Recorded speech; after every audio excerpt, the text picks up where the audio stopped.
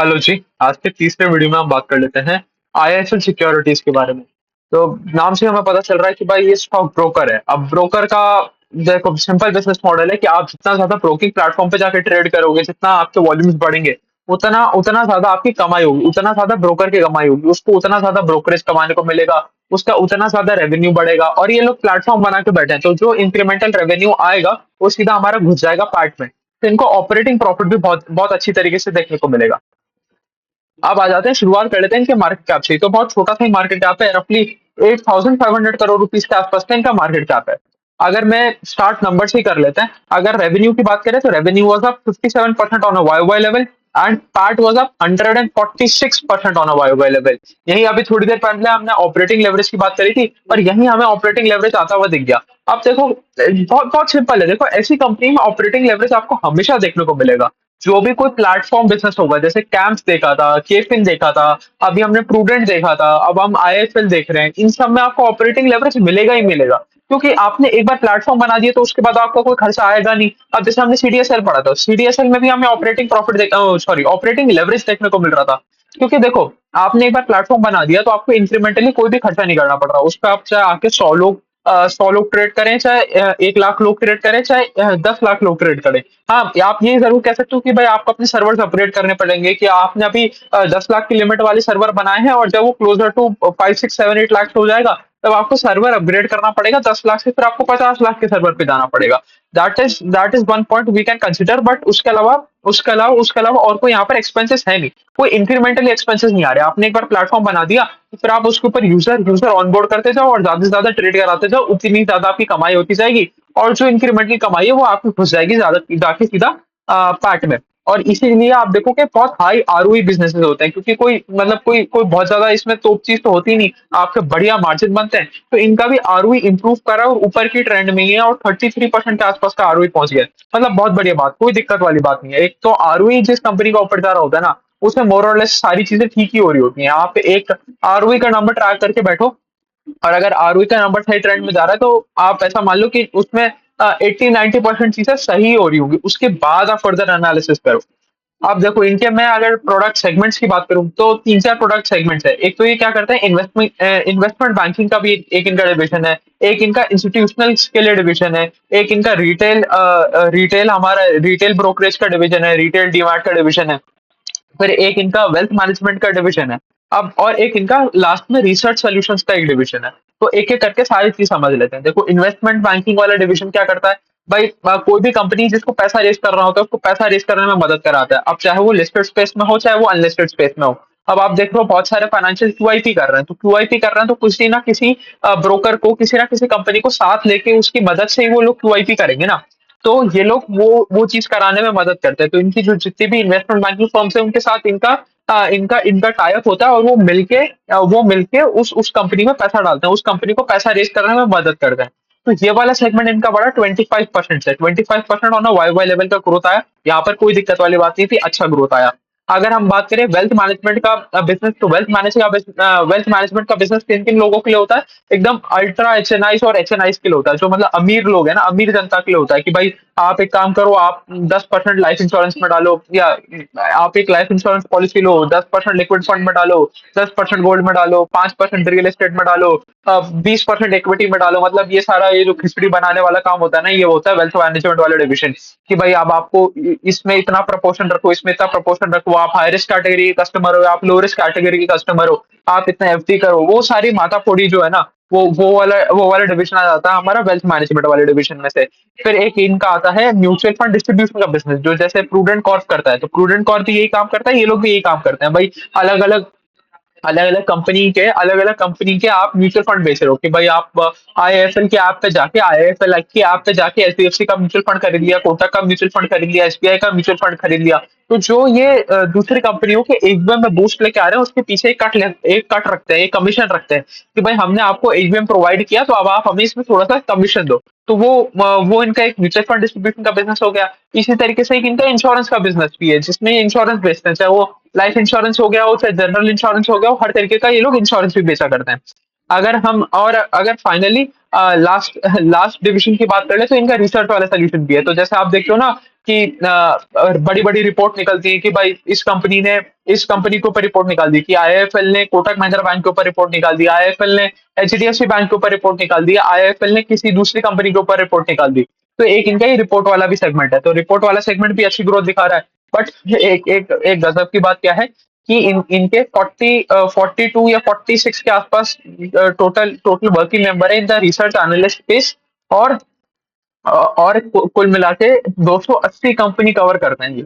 मतलब तो साहब आपने 40 45 आदमी बैठा के 280 कंपनी कवर कर रहे हो। मतलब बट ठीक है, अब क्या करें, क्या बोले। तो ठीक है, बट अब ये कहना चाह रहे हैं कि हम इसको और एक्सपांड करेंगे, बढ़ाएंगे, और ये अब हम 350 कंपनी के आसपास रिसर्च करना चालू करेंगे। और ये रिसर्च रिपोर्ट देते किसको है? अपने क्लाइंट्स को देते हैं। मतलब चाहे वो इंस्टीट्यूशन वाले क्लाइंट्स हो गए, या कुछ कुछ रिपोर्ट्स रिटेल के पास भी जाती हैं, और कुछ कुछ पब्लिक भी होती हैं कि भाई हमने ये रिपोर्ट बनाई है, इसके हिसाब से ये हमारा टारगेट है, ये हमारा ये करंट मार्केट प्राइस इतना है, और ये डाउन साइड रिस्क है, ये अप साइड रिस्क है, और ये कंपनी के फ्यूचर प्रोस्पेक्ट है। तो आप जो भी चीजें देखते हो ना कि भाई इस कंपनी ने इस कंपनी के ऊपर लिस्ट निकाली, तो ये वो हो गया इनका रिसर्च वाले डिवीजन। तो हमने सारे के सारे डिवीजन पढ़ लिए। अब आ जाते हैं हम अपने ब्रोकिंग वाले डिवीजन से, क्योंकि ज्यादातर रेवेन्यू यहीं से आता है। तो इनके ब्रोकिंग वाले डिवीजन में ये डीमैट भी खोलते हैं, और डीमैट में अलग अलग तरह की सर्विसेज भी प्रोवाइड करते हैं। जैसे एल्गो ट्रेडिंग आजकल बहुत चल रहा है ना, कि आप अपना एल्गोरिथम बनाओ और पूरा पूरा कंप्यूटराइज कर दो, मतलब उसको प्रोग्राम कर दो, और वो उसी चीज को रेप्लिकेट कर देगा। मतलब अगर वो सेम पैटर्न बना, तो वो और सौदा मार देगा और सौदा काट देगा, सारा का सारा काम ऑटोमेटेड हो जाएगा। आप उसको एक ट्रिगर सेट करोगे। मतलब बेसिकली एल्गो ट्रेडिंग में भी इनका एक प्लेटफॉर्म है। अगर मैं बात करूं, फिर ये मार्जिन ट्रेडिंग फैसिलिटी भी प्रोवाइड करते हैं। मतलब जैसे आप लेवरेज करते हो ना, तो ब्रोकर आपको लेवरेज करने का मौका भी देता है। ब्रोकर कहता है आप मेरे से ही पैसा ले लो, तो उसके ऊपर भी ये उनको लेवरेज करने के लिए भी मौका देते हैं, उसके लिए भी ये लोग पैसा देते हैं। तो उस पे इनको बनता है करीबन 18-19% के आसपास का रिटर्न।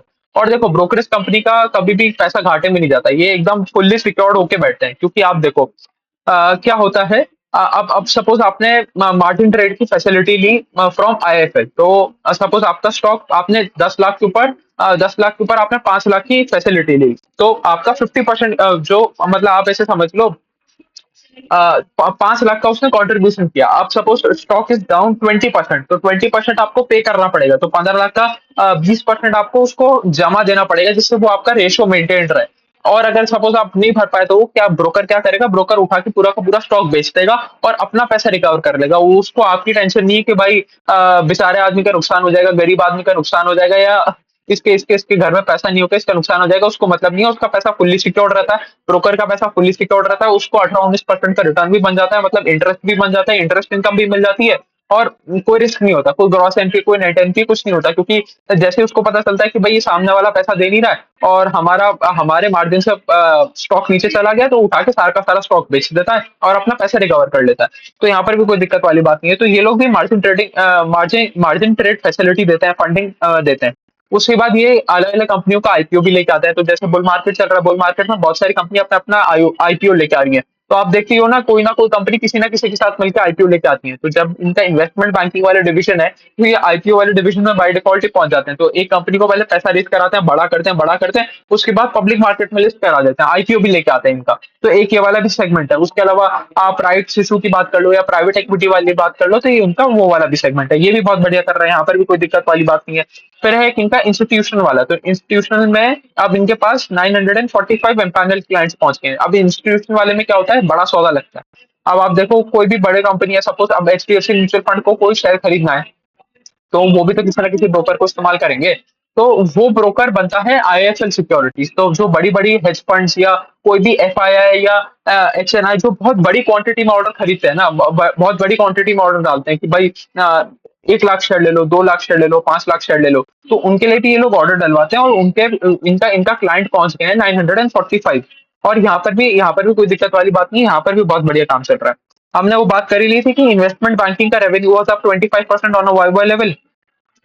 और म्यूचुअल फंड डिस्ट्रीब्यूशन वाले पे आ जाते हैं। तो म्यूचुअल फंड डिस्ट्रीब्यूशन में हमें क्या देखना है कि एयूएम कितना बड़ा है, कितना ज्यादा आपने डिस्ट्रीब्यूट किया, क्योंकि सारा का सारा वॉल्यूम का खेल है। कितना आपका एयू अच्छा, और अभी बढ़ेगा एयूएम डबल रेट से। क्यों? क्योंकि जो करंटली इन्वेस्टेड है वो भी ऊपर जा रहा है, क्योंकि सारे के सारे शेयर मार्केट ऊपर जा रहे हैं, सारे के सारे स्टॉक्स ऊपर जा रहे हैं, हम बुल रन में। तो आपका एयूएम भी बढ़ रहा है, उसके ऊपर से इंक्रीमेंटल इनफ्लो भी आ रहा है। तो अगर इनकी मैं बात करूं तो इनका AUM was of 11% on a quarter on quarter level, तो मतलब बहुत बढ़िया। पूरा इंडस्ट्री जहां तक मेरे को याद आ रहा है 8-9% के आसपास से बढ़ा है, ये 11% के आसपास से बढ़ रहा है, तो बहुत बेहतरीन ग्रोथ, यहाँ पर भी कोई दिक्कत वाली बात नहीं है। और इसमें भी 44% के आसपास ग्रोथ आया। 44% सेगमेंट है हमारा म्यूचुअल फंड वाला। तो देखो सेगमेंटेशन समझ रहे हैं कि जो ये जितने भी फंड बेच रहे हैं या जो डिस्ट्रीब्यूशन वाला बिजनेस है, इसमें से म्यूचुअल फंड कितना है, इक्विटी म्यूचुअल फंड कितना है, नॉन इक्विटी डेट वाला म्यूचुअल फंड कितना है, आपके बॉन्ड्स कितने हैं, एआईएस कितने हैं, पीएमएस कितने हैं, वो देख लेते हैं। तो 44% म्यूचुअल फंड्स है, 15% बॉन्ड्स है और 14% एआईएफ है। अब आ जाते हैं हम फाइनली रिटेल रिटेल ब्रोकिंग वाले डिविजन के रेवेन्यू के ऊपर। यही मेजर मेजर सेगमेंट है इनका। इनकी बात करूं तो धमाकेदार ग्रोथ आई है, बहुत धमाकेदार ग्रोथ आया है। 49% का इंक्रीज आया है on a Y Y level, मतलब बहुत बेहतरीन। अब देखो इनको हर तरीके से फायदा होता है। इनके प्लेटफॉर्म पे जाके आप एफएनओ ट्रेड करो, इंट्राडे ट्रेड करो, डिलीवरी ट्रेड करो, कुछ भी। डिलीवरी में तो खैर इनको नहीं मिलता, जीरो ब्रोकरेज होता है। बट आप एएमसी चार्जेस तो दोगे ना, एएमसी चार्जेस दोगे, उसके ऊपर आपका मार्जिन ट्रेडेड फैसिलिटी दे रहे हैं, तो उसका 18% का इंटरेस्ट भी मिल रहा है, 18-20% के आसपास का इंटरेस्ट भी मिल रहा है, तो बहुत जबरदस्त कमाई है। और ये सारे बुल मार्केट के स्टॉक्स है, जब तक कैपिटल मार्केट्स ऊपर जाते रहेंगे इनमें तेजी बनी रहेगी। तो इनको ट्रैक करना, लगातार ट्रैक करना बहुत ज्यादा जरूरी हो जाता है, क्योंकि हमें ये देखते रहना पड़ेगा कि ग्रोथ कम कम हो जाएगा। क्योंकि जिस दिन ग्रोथ खत्म हो गया ना, उस दिन ये मतलब ऐसी तैसी हो जाएगी इन स्टॉक्स की, मार्केट इनको बिल्कुल भी अच्छी नजर से नहीं देखने वाला। तो इस वजह से इनका हमें बहुत बहुत ध्यान से नजर रखनी पड़ेगी, और लगातार कंटिन्यूसली हमें ट्रैक करते रहना पड़ेगा। बट हाँ, अभी तो हाल फिलहाल तो बहुत धमाकेदार ग्रोथ है। रिटेल ब्रोकिंग डिविजन में हमें ग्रोथ देखने को मिला 49% का। लाइफ इंश्योरेंस वाला सेगमेंट थोड़ा ठंडा रहा, 30% का डी ग्रोथ देखने को मिला, बट ठीक है, वो कोई बहुत मेजर कंट्रीब्यूटर है नहीं। तो ओवरऑल ओवरऑल आप ग्रोथ पे देख लोगे, कोई फर्क हमें देखने को मिल नहीं रहा।